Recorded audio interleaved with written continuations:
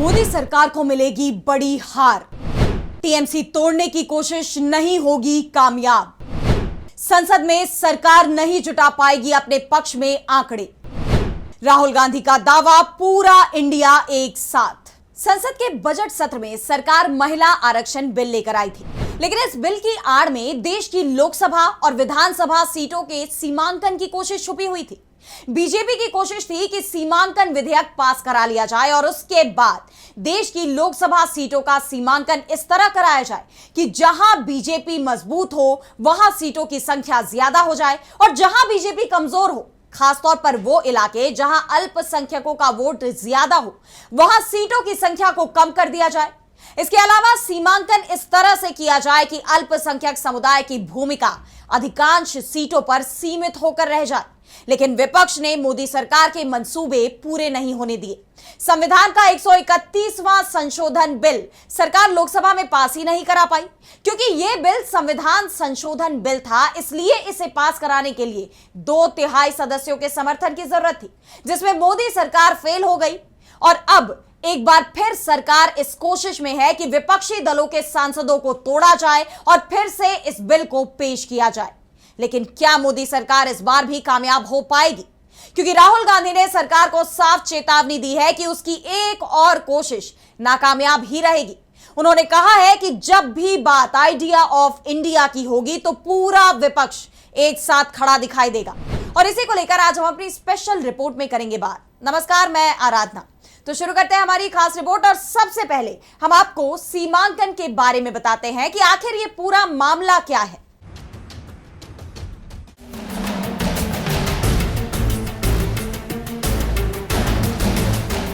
तो सीमांकन, जिसे परिसीमन या डीलिमिटेशन कहा जाता है, इस प्रक्रिया में देश में जनसंख्या के आधार पर चुनावी क्षेत्रों की सीमाओं को नए सिरे से निर्धारित किया जाता है, जिससे देश के प्रत्येक नागरिक के वोट का मूल्य लगभग बराबर रहे।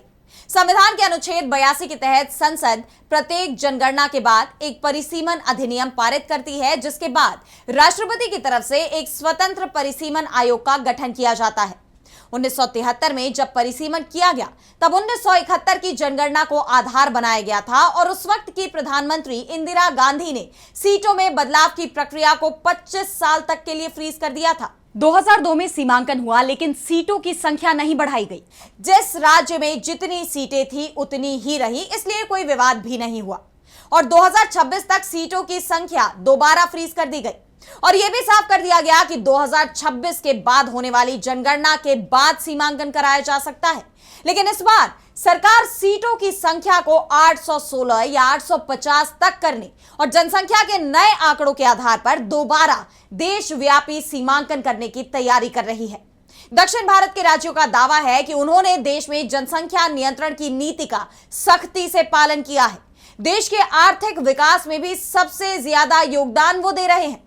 ऐसे में अगर जनसंख्या को आधार बनाया जाता है तो उन्हें सरकार के नियम और नीति का कठोरता से पालन करने का नुकसान उठाना पड़ेगा और जिन राज्यों ने नियमों की धज्जियां उड़ा दी उन्हें इसका फायदा मिलेगा। अब हम एक बार उन नतीजों को देख लेते हैं जो 131वां संशोधन बिल पर लोकसभा में हुई वोटिंग पर आए थे और इसी के सहारे सरकार सीटों के सीमांकन की बड़ी साजिश करती हुई दिखाई दे रही थी।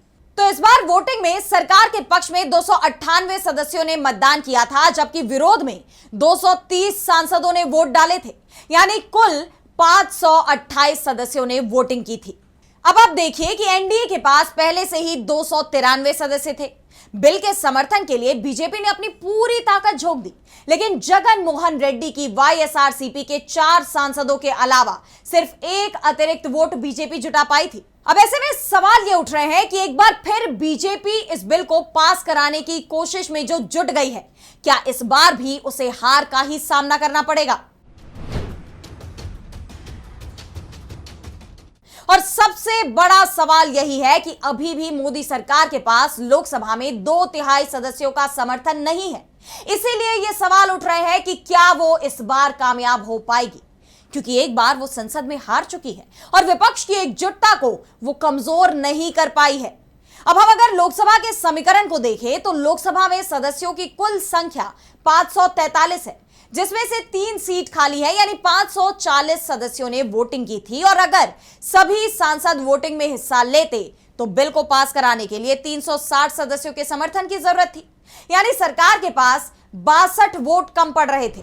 अब बीजेपी नेताओं का कहना है कि टीएमसी जो टूटती हुई दिखाई दे रही है और जो सांसद ममता से अलग होने की तैयारी कर रहे हैं, वो बिल पर भी एनडीए का साथ देंगे। वहीं डीएमके के इंडिया गठबंधन से नाराज होने की खबरें भी सामने आ रही हैं। लेकिन क्या इतने से सरकार को 2/3 बहुमत मिल जाएगा और क्या वो इस परिसीमन बिल को पारित करा पाएगी? वैसे ये खबरें तो जरूर आने लगी हैं कि मोदी सरकार की तरफ से एक बार फिर कोशिश हो रही है कि वो सीमांकन से जुड़ा विधेयक एक बार फिर लेकर आए। लेकिन क्या इस बार भी सरकार इस बिल को लोकसभा में पास कराने में कामयाब हो पाएगी? अब अगर एक बार को यह मान भी लिया जाए कि टीएमसी के 20 सांसद पार्टी से अलग हो जाते हैं, चलिए यह भी मान लेते हैं कि डीएमके के 22 सांसद भी बिल के शर्तों के साथ समर्थन कर देते हैं, तब भी क्या यह बिल संसद से पास हो पाएगा? क्योंकि तब भी बिल को पास कराने के लिए सरकार को 20 और सांसदों की जरूरत पड़ेगी। और यही कारण है कि बीजेपी अब शिवसेना में तोड़फोड़ की कोशिश में जुट गई है।